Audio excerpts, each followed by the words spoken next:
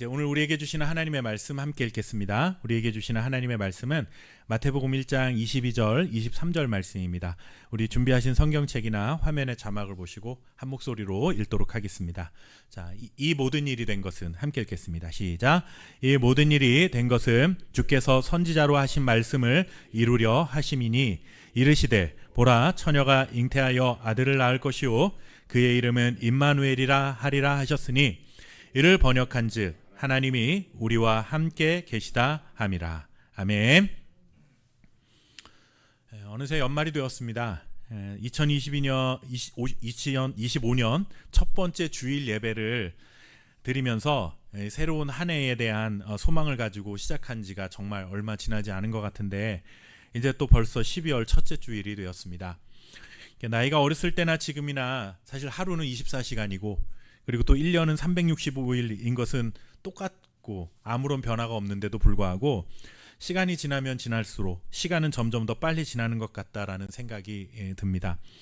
언제부턴가는 아직이라는 말보다 벌써라는 말이 더 제 입에도 자주 그렇게 올려져 있는 것 같습니다. 나이가 어리면 어릴수록 아직도 이만큼이나 남았네 라는 그런 말을 더 많이 하게 되는데 나이가 들수록 벌써 이만큼이나 왔네 라는 말을 더 빈번하게 해드는 것이 아마 저만의 모습이 아니라 우리 모두의 모습이 아닐까라는 생각이 듭니다. 이 말을 바꿔보면 이런 뜻이 되겠죠. 아직도 이만큼이나 남았네 라는 말을 하는 것은 앞에 남아있는 시간을 바라보는 관점에서 말을 하는 겁니다. 지금까지 내가 이만큼 살아온 것이 아니라 앞으로 내가 살아갈 날을 보는 것이죠. 그런데 벌써 이만큼이나 왔네 라는 말은 반대죠. 앞을 보는 것이 아니라 내가 지금까지 살아온 삶의 걸어왔던 삶의 흔적들, 과거를 돌아보면서 하는 그런 말입니다. 내가 앞을 내다보며 아직도 라는 생각이 드는 사람이건 아니면 뒤를 돌아보면서 벌써 라고 말하는 사람이건 간에 중요한 것은 사실 모든 것이 하나님의 은혜라는 사실을 기억하고 살아가는 것이 중요합니다. 나이가 들면 당연히 벌써 이만큼 왔네, 야 내가 살아온 길이 이만큼이나 되네 라는 말이 점점 더 많아지는 것은 사실이지만 그렇다고 해서 우리의 인생이 달라질 것은 없습니다. 그때나 아직 이만큼밖에 못 왔네 라고 말하는 사람이거나 아니면 벌써 이만큼 왔네 라고 말하는 사람이거나 동일한 삶의 원리가 있다면 지금까지 살아온 것도 하나님의 은혜고 앞으로 살아갈 날도 하나님의 은혜에 붙들려 살아가야 한다는 삶에는 변함이 없다라는 것입니다. 아직도 이만큼이나 남았네라며 앞을 내다보는 것이 중요한 것일 수 있지만 더 중요한 것은 나에게 남아있는 앞날을 하나님의 은혜로 인도해 가실 것이라는 그 믿음을 가지고 살아가는 것이 중요하다는 것입니다. 그리고 벌써 이만큼이나 왔네라고 지나온 시간들을 뒤돌아보는 것도 물론 중요한 일일 수 있지만 더 중요한 것은 이 모든 지나온 시간들이 하나님의 은혜였음을 기억하고 감사할 줄 알고 살아가는 것은 너무나 소중한 그러한 삶의 모습이다라는 생각이 듭니다. 2025년 한 해를 하나님의 은혜로 살아오게 하신 것을 하나하나 묵상하며 감사로 채워가는 그런 시간이 되시기를 바라겠습니다. 또한 그리고 하나님의 은혜로 살게 하셨기 때문에 또 우리가 앞으로 살아갈 날이 얼마나 남아있는지 우리 아무도 알지 못하죠. 그렇지만 그 불투명한 시간들도 하나님께서 언제나 선하고 의로운 길로 인도해 주실 것이라는 그러한 소망으로 가득 채우실 것이라는 확신을 가지고 또 살아갈 수 있는 저와 여러분 될 수 있기를 주님의 이름으로 축원합니다. 매년 12월이면 가장 먼저 떠올리게 되는 날이 있죠. 바로 성탄절 크리스마스입니다. 2000년 전에 인간의 몸을 입고 이 땅에 오신 그 아기 예수님의 탄생을 기념하고 기뻐하는 날이 곧 크리스마스입니다. 교회는 성탄절인 12월 25일 이전 4주간을 대림절이라는 절기로 지킵니다.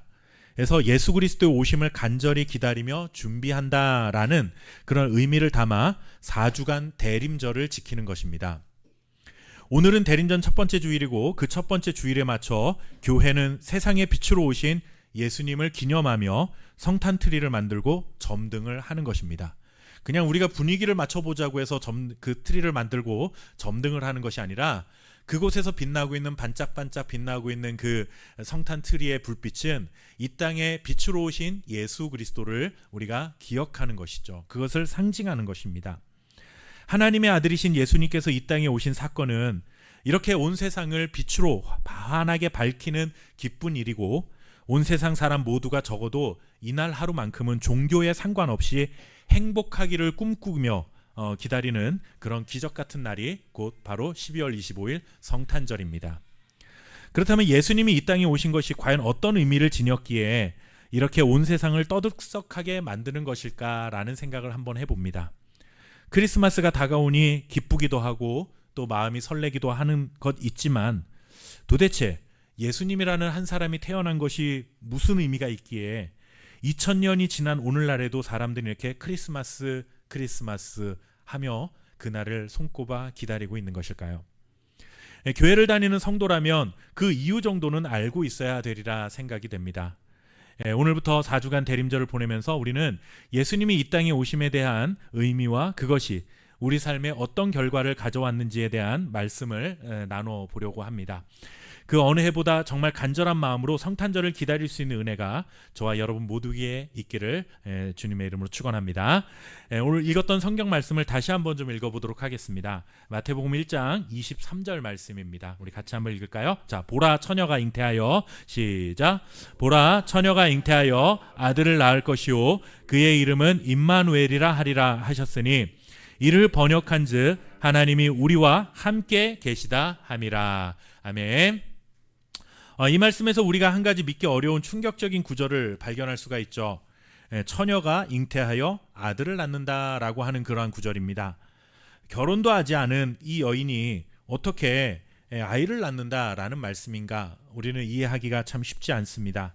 어떻게 이런 일이 있을 수 있느냐며 교회를 다니지 않는 사람들은 물론이고 사실 교회를 다니는 사람들 중에도 이 말씀에 대해서 온전한 믿음을 갖지 못하는 자들이 있다라는 사실을 우리는 분명히 알고 있습니다. 심지어 성경을 연구하고 신학교에서 신학생들을 가르치는 교수님들 중에도 이 구절을 처녀라고 번역한 것은 잘못된 번역이고 젊은 여자라고 번역하는 것이 옳다라고 주장하시는 분들도 있습니다. 그러니까 심지어 신학교에서 신학생들을 가르치는 교수님들 중에도 동정녀 탄생, 예수님의 어머니가 처녀의 몸에서 아들을 낳았다라는 사실에 대해서 믿지 못하겠다라고 하는 것이죠. 그래서 처녀라는 말 대신에 젊은 여자라고 번역해야 된다라고 주장을 하는 것입니다. 근데 이런 교수님들이 한두 명만 있는 것이 아니라 우리의 생각보다 제법 많습니다. 혹은 우리나라 역사에도 여러분들 나라를 세운 사람들에 대한 탄생 신화라는 것이 있죠. 100일 동안 동굴에서 마늘과 쑥만 먹은 곰이 사람이 되었다라고 하는 이야기를 우리는 어려서부터 굉장히 많이 들어왔습니다. 아니면 또 알에서 태어났다라고 하는 그런 이야기들도 있습니다. 사실 말도 안 되는 이야기인데 이런 신화를 만들어서 우리 민족, 우리나라는 일반적인 사람들이 세운 그런 나라, 그런 민족과는 다르다라는 것을 강조하고 싶은 것이죠.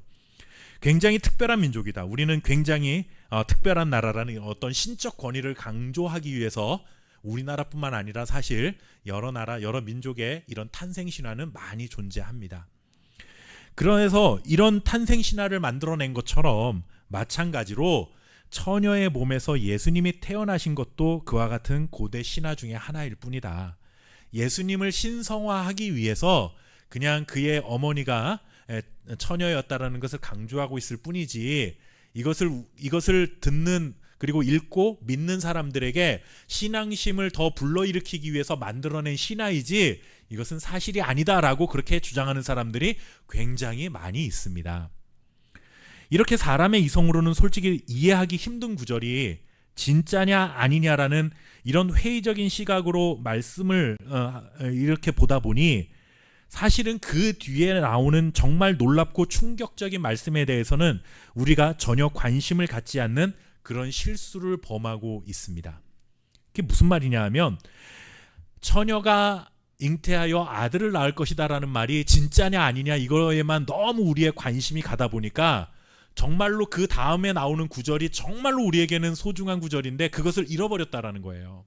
그 다음 구절이 무엇입니까? 그 이름을 임마누엘이라 하라 하는 것입니다. 여러분들 임마누엘이라고 하는 말의 뜻은 아시는 분들도 있겠지만 이런 뜻이죠. 하나님이 우리와 함께 하신다라는 뜻입니다. 하나님께서 예수님이 태어나시기 전부터 그의 아들의 이름을 미리 지어주신 거예요. 미리 이름을 지어주시면서 뭐라고 부르라고 그러냐면 이름은 임마누엘이다. 하나님이 너희와 함께한다 라는 그런 의미의 이름을 지어라. 근데 이름을 좋은 의미로만 지은 것이 아니라 이 이야기는 뭐냐면 예수님을 이 땅에 보내주심으로 말미암아 눈으로 보이지 않는 하나님이 우리 사람들과 함께 살아가고 계신다는 것을 예수님을 통해 눈으로 이제 확인시켜 주겠다라는 의미가 바로 예수님의 이름 속에는 담겨 있는 것입니다.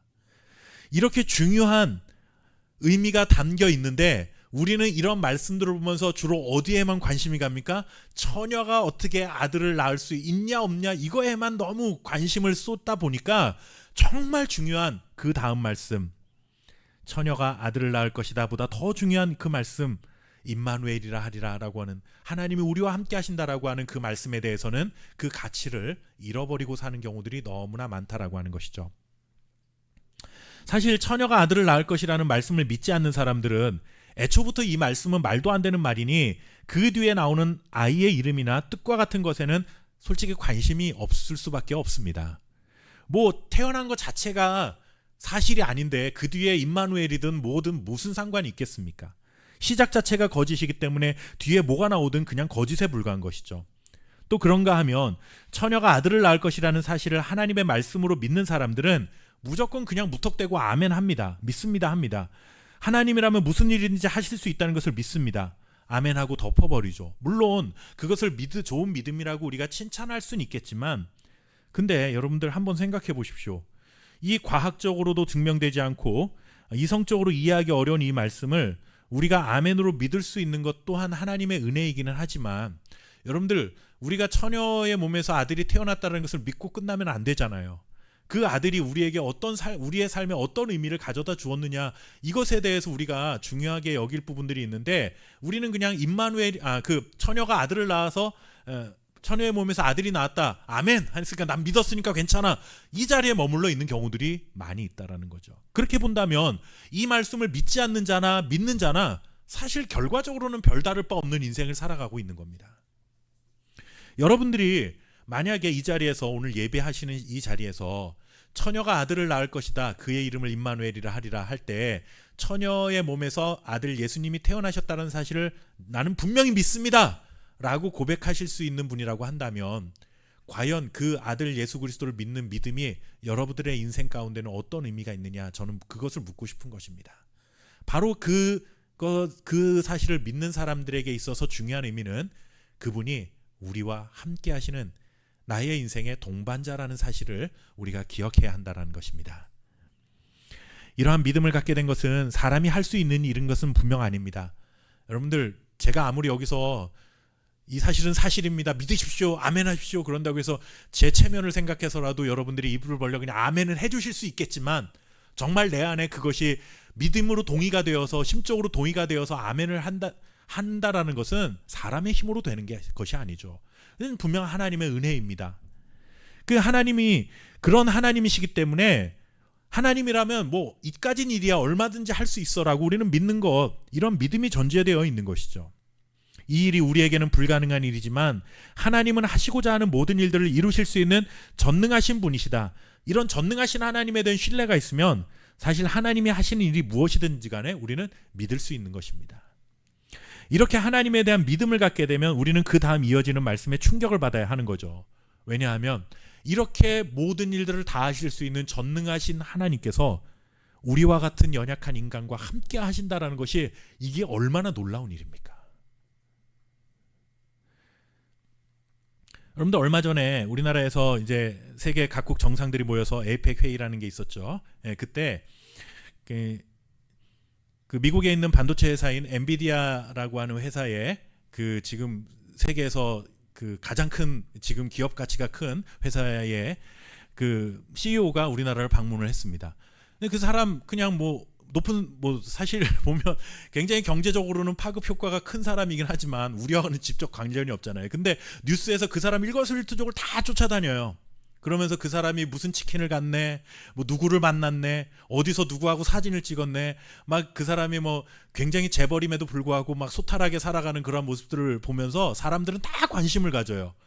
그러면서 우리 마음속에 어떤 마음이냐면, 그 사람과 전혀 상관없는 우리들도 야, 저 사람하고 한번 만나보면 얼마나 좋을까라는 그런 생각이 있잖아요. 여러분들, 그만큼 세상에서 영향력이 크고 어떤 높은 권력이나 명예를 가진 사람들을 만나는 거, 우리로서도 그런 사람들과 악수 한번 하는 것도 여러분들 굉장한 그 어떤 자부심이 될 수 있는 일이거든요.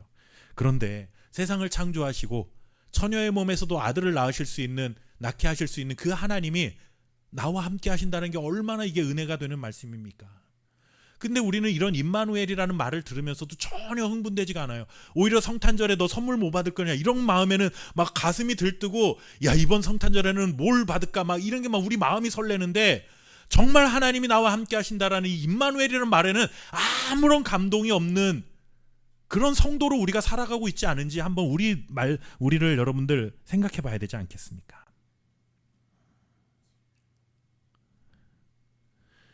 좀 전에 제가 뭐 외국 사람 이야기를 들었지만 우리나라도 요즘 여러분들 이 K-팝이라고 하는 것이 얼마나 대단합니까? 여러분들 뭐 그 사람 우리 나라 뭐 아이돌 그룹의 노래는 여러분들이 모르시겠지만 저도 잘 모르겠고 뭐 따라 부르지도 못할 뿐더러 솔직히 들어도 무슨 말인지도 무슨 가사인지도 모르겠고 어렵죠. 근데 여러분들 전 세계 그 사람들이 뭐 우리나라 그런 아이돌 그룹에 뭐 열광을 하지 않습니까? 특히 여러분들 이름은 다 아실 거예요. BTS라고. 지금은 뭐 군대를 가가지고 지금 활동을 안 하고 있지만 그 친구들의 그 영향력이 굉장합니다. 여러분들 그 친구들 때문에 지금은 동남아뿐만이 아니라요, 유럽이나 이런 콧대 높은 유럽이나 어느 나라를 가도 한국어를 배우겠다고 그렇게 난리잖아요. 여러분들 TV 보시면 너무 신기한 게 나 이름도 들어보지 못한 막 동유럽 막 이런 북유럽 이런 나라들에서도 한국 사람 보면 한국말을 하는 그런 인사하는 사람들 보면 너무 신기하지 않습니까? 그런 문화가 미치는 영향이 너무 그렇게 큰 거예요.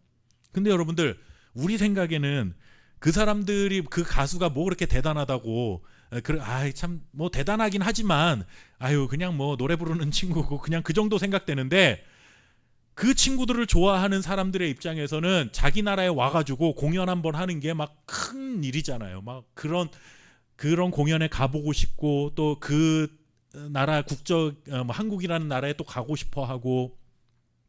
제가 얼마 전에 노예 목사님들하고 잠깐 해외에 갔었는데 거기에 가이드 하던 친구가 그 현지인이었어요. 근데 그 젊은 여자 친구였는데 그 친구의 소원이 뭐냐면 한국에 와서 올리브영 가보는 게 소원이라고. 그만큼 여러분들 올리브영 여러분들 가보세요. 우리 널려 있는 게 올리브영이잖아요. 근데 그 친구들은 올리브영 한번 가고 신기하잖아요. 우리나라에 있는 그 가게 이름까지 다 알고 있을 정도로 한국이 정말 위상이 대단해졌습니다. 그래서 여러분들 한번 그런 사람들하고 악수하면 며칠 동안 손도 안 닦는다고 그러잖아요. 그 왜 그렇습니까? 그 사람의 인기와 명성이 자자한 사람 한 번 만나는 것도 그만큼 그 사람 입장에서 영광스럽고 너무나 행복한 일인 거예요. 마음이 막 설레는 일인 거죠. 그런데 하물며 처녀의 몸에서 아들을 태어나게 하실 수 있는 하나님이 우리를 한번 방문해 주셔서 내 손 한번 만져주시는 게 아니라 아예 내 인생 가운데 동반자가 되어주시겠다라고 하는데 우리는 감동이 없어요. 얼마나 충격적인 말씀입니까 이거 여러분. 제가 오늘 설교를 준비하면서 문득 든 생각이었습니다. 우리는 처녀가 잉태하여 아들을 낳는다는 것은 정말 믿기 어려운 정말 놀라운 일이다 하면서도 정작 그 일을 이루실 수 있는 하나님이 나와 함께 하신다라는 이 더 충격적이고 놀라운 일에 대해서는 별다른 관심이 없다라는 거예요. 우리가 이 말씀을 하나님의 말씀으로 그대로 믿는다면 그런 하나님이 우리와 함께 하신다라는 약속을 말씀을 들을 때 우리의 가슴이 막 설레어서 잠을 설쳐야 하는 게 맞잖아요. 그 정도 되어야 여러분들 정상이지 않겠습니까? 예배를 드리러 나오는데 임마누엘이신 하나님이 나와 함께 하시고 그분이 내 예배 가운데 함께 하신다라는 사실을 여러분들 우리가 정말 믿는다면 우리의 예배의 태도가 바뀌지 않을까요? 예배를 드리는 우리의 심령이 막 뜨거워서 어쩔 줄 몰라 하는 마음. 여러분들 크리스마스가 왜 이렇게 기쁘고 영광스러운 날입니까? 이 날이 되면 온 세상이 떠들썩합니다. 심지어 교회를 다니지 않는 사람들의 마음까지도 설레게 만드는 이유가 도대체 무엇입니까? 백화점이나 쇼핑몰이 1년 중에 가장 화려한 장식과 밝은 조명으로 우리를 들뜨게 해서일까요? 아니면 사랑했던 사람, 사랑하는 사람들과 선물을 주고받을 수 있는 날이라 그랬을까요?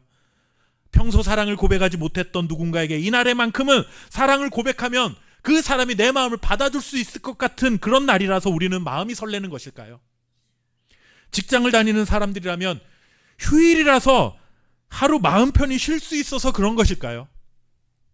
각자 나름대로 자기만의 이유는 있을 수 있겠지만 우리가 기억해야 될 것은 적어도 교회를 다니며 하나님의 말씀을 믿는 성도라고 한다면 크리스마스는 처녀가 잉태하여 아들을 낳게 하시는 전능하신 하나님께서 우리를 찾아오신 날이기 때문에 내 인생에 들어오셔서 내 인생의 동반자가 되어주시겠다라고 하신 날이기 때문에 우리의 가슴이 설레야 한다라는 것입니다. 그리고 이렇게 우리를 찾아오신 전능하신 하나님께서 한 번 만나서 악수하고 그냥 휙 지나가시는 것이 아니라 그냥 떠나가 버리시는 것이 아니라 이 날을 시작으로부터 이제부터 영원까지 언제나 우리와 함께 하시기로 작정하신 날이기 때문에 영광스럽고 기쁜 날인 것입니다. 우리가 정말 누군가를 만나고 싶어서 간절해지면 이렇게 말을 하죠. 내가 죽기 전에 딱 한 번만 그 사람 얼굴 봤으면 좋겠다. 뭐 사람 아니더라도 여러분들 내가 너무 먹고 싶은 음식인데 지금 먹을 수 없는 형편이 됐어요. 그러면 뭐 이제 죽을 날이 멀지 않아 골골하고 있다고 한다면 그런 상황에서 그런 말 하잖아요. 내가 죽기 전에 딱 한 번 그거 먹고 싶다. 하물며 여러분들 별것 아닌 그 음식 한 번 먹어보고 싶은 생각도 간절해지는 건데 죽기 전에 딱 한 번만 그 사람 얼굴이라도 보면 여한이 없겠다라고 말할 만큼 누군가를 우린 간절히 기다리면 그 마음속에 간절함이 생겨나는데 그러다가 여러분들 그 사람을 만나면 어떻습니까? 너무 기쁜 거죠. 너무 감사한 일이죠. 제가 예전에 사역하던 교회에서 신방을 부랴부랴 밤중에 한밤중에 뛰어간 적이 있습니다. 어떤 일이었냐면 제가 맡은 목양의 어떤 권사님이 암투병을 하시다가 이제 거의 임종이 가까워 오신 거예요. 한밤중이었는데 마침 임종이 가까워 왔는데 그분이 마지막에 그래도 제가 그동안 기도해드리고 그랬다고 마지막 순간에 제가 보고 싶다고 전화를 하셨더라고요. 참 목회자로서 감사한 일이었습니다. 감동이 되는 일이죠. 누군가의 마지막 순간에 내가 기억될 수 있는 사람이구나. 너무 감사한 순간입니다. 지금도 참 이렇게 제 마음이 울컥하는데 여러분들 그렇게 간절한 사람 얼굴 보는데 이제 죽음을 얼마 앞둔 그 권사님께서 저를 보시면서 이렇게 환하게 웃으시는 거예요. 참. 그래서 나라는 별것 없는 사람이 그 권사님에게 그런 기쁨을 줄 수 있다니 참 감사한 일이죠. 여러분들 사람의 힘과 능력으로 도저히 할 수 없는 이 말도 안 되는 일도 얼마든지 행하실 수 있는 전능하신 하나님이 내 인생 가운데 함께 하신다면 그것보다 더 큰 감격이 우리에게 있고 감동이 우리에게 있어야 하지 않겠습니까? 근데 어떤 사람들은 믿지 않기 때문에 감동이 없어요. 또 우리는 적어도 여기에 모여있는 저와 여러분은 믿지 않기 때문에 감동이 없는 것이 아니라 너무 익숙해져서 감동을 잃어버린 자들이 되어버리진 않았을까라는 생각이 드는 것입니다. 기독교 신앙을 가지고 있는 철학자 키에르케고르라는 사람이 있습니다. 이 사람 이름 정도는 제가 알고 있긴 하지만 정확히 어떤 말을 했는지는 잘 모르겠지만 그 사람이 이런 말을 한 적이 있습니다. 비천한 소녀를 사랑한 왕이 있었습니다. 그녀에게는 왕가의 혈통도 없었고 공식적인 교육을 받은 일도 없고 그녀는 누더기 같은 옷을 걸치고 농촌의 오두막집에서 살고 있었습니다. 그런데 이 소녀와 설명할 수 없는 사랑에 빠진 왕은 이 사랑의 마음에서 헤어나올 수가 없었습니다. 하지만 왕으로서는 그녀를 사랑하는 마음을 어떻게 전달하느냐가 문제였습니다. 이 사실을 알게 된 왕의 자문관들은 정 그렇다면 명령을 내려 그녀를 왕비로 삼으시라고 건의하였습니다. 막강한 힘을 가진 왕으로서 그렇게 하는 일이 어려운 일이 아니었지만 문제는 강요된 순종으로 얻은 사랑이 진정한 사랑인지를 왕은 확신할 수가 없었습니다. 또 어떤 참모는 그러면 그 소녀의 지위를 먼저 격상시킨 다음에 벼슬을 내리고 선물을 하사하셔서 공주들이 입는 옷과 보석으로 치장을 시킨 다음에 그녀를 궁중으로 데려오라고 건의를 했습니다. 그러나 그렇게 되면 그녀가 정말 마음으로 왕을 사랑하는 것인지, 그녀가 얻은 지위와 보석 때문에 왕을 사랑한다고 말하는 것인지 어떻게 구별할 수 있는지가 왕의 고민이었습니다. 그래서 왕은 마침내 중대한 결정을 하게 됩니다. 왕은 잠시 왕으로서의 모든 특권을 포기하고 왕의 자리에서 내려와 농부가 되어 그가 사랑하는 소녀가 살고 있는 곳으로 가서 농부로 살며 그녀가 입고 있는 동일한 누더기를 입고 동일한 음식을 먹고 동일한 오두막집에서 살아가며 그녀의 사랑을 얻기로 한 것입니다. 키에르케고르는 이렇게 하나님께서 인간의 육신을 입고 종의 모습으로 이 땅에 오신 사건이 바로 성육신, 예수님께서 이 땅에 인간의 몸을 입고 오신 사건이라고 그렇게 설명하고 있는 것입니다. 이것이 바로 여러분들, 전능하신 하나님께서 비천한 죄인들인 우리들을 찾아오셔서 함께 하시기로 한 놀라운 사건인 것입니다. 인생을 살면서 어떤 길을 가느냐 굉장히 중요합니다. 이 길을 갈 것인가 저 길을 갈 것인가 우리는 늘 선택합니다. 이것을 먹을 것인가 저것을 먹을 것인가 우리는 선택을 하죠. 이런 직업을 선택할 것인가 저런 직업을 가질 것인가 또 선택합니다. 여기에 살 것인가 저기에 살 것인가 우리는 선택합니다. 이 사람과 만나서 결혼을 해야 되나 저 사람과 만나서 결혼을 해야 되나 여러 가지 선택을 하면서 우리는 어떤 길을 가야 하느냐에 대해서는 굉장히 많은 고민을 하며 선택을 합니다. 그런데 우리가 기억해야 될 것이 있습니다. 정말 중요한 것은 어떤 길을 가느냐보다 더 중요한 것은 누구와 함께 그 길을 가느냐가 중요한 것입니다. 여러분, 풍요롭고 편하고 좋은 길을 가는 것 중요하고 좋습니다. 그런데 그 길을 가는데 외롭고 혼자 가야 가는 길이라고 한다면 여러분들 그 길이 무슨 의미가 있겠습니까? 아니면 나와 전혀 마음에 들지 않는 사람과 함께 가야 한다면 아무리 풍요롭고 편안한 좋은 길이라도 불행할 수밖에 없는 겁니다. 3박 4일 여행만 가더라도요, 마음이 불편한 사람과 여행을 가면 아무리 좋은 곳에 가서 좋은 것을 먹어도 마음이 그냥 불편해요. 먹을 땐 좋다가도 그 사람 얼굴 보면 막 화가 막 치밀어 오르잖아요. 그런데 여러분들, 어디를 가느냐를 우리는 항상 고민해요. 어떤 여행을 가야 될까 막 이것만 고민하죠. 그런데 정말 중요한 건 무엇입니까? 누구와 그 여행을 가느냐입니다. 정말 내가 사랑하는 사람, 나와 마음이 잘 맞는 친구와 여행을 가면요, 그렇게 멋진 곳 안 가도 그냥 그 친구와 함께하는 그 2박 3일이 즐거운 거잖아요. 우리의 인생도 마찬가지입니다. 우리는 두 번째로 중요한 거를 어떻게 보면 굉장히 중요한 것처럼 그렇게 고민하면서 살아가는 겁니다. 어떤 길을 가야 되지? 어디로 가야 되지? 무엇을 먹어야 되지? 무엇을 입어야 되지?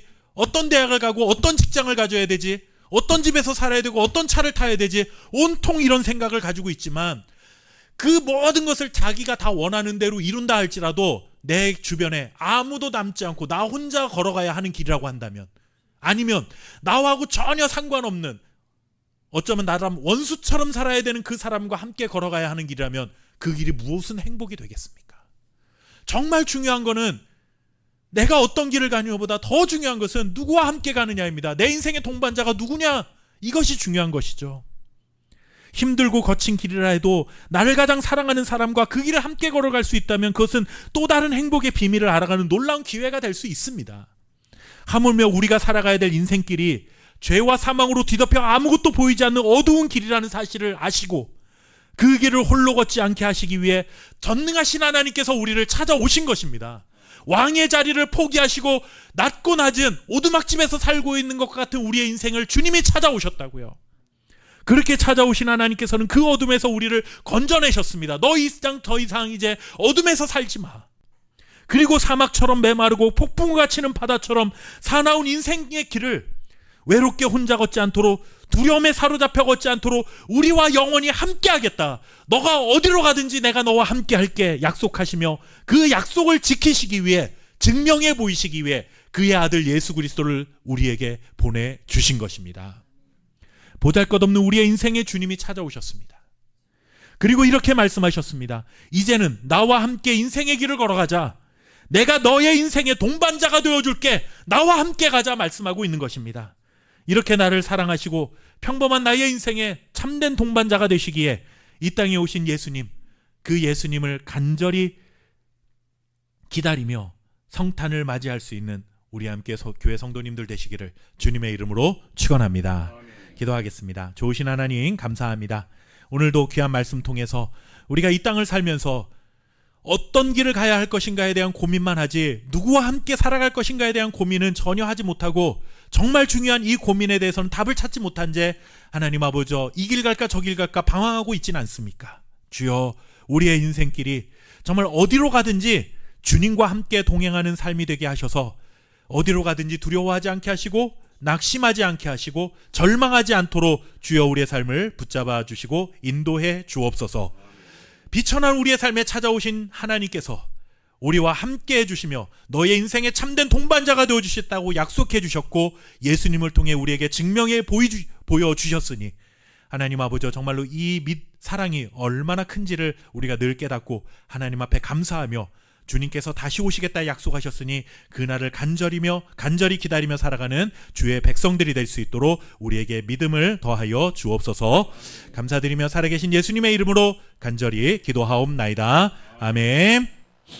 평범한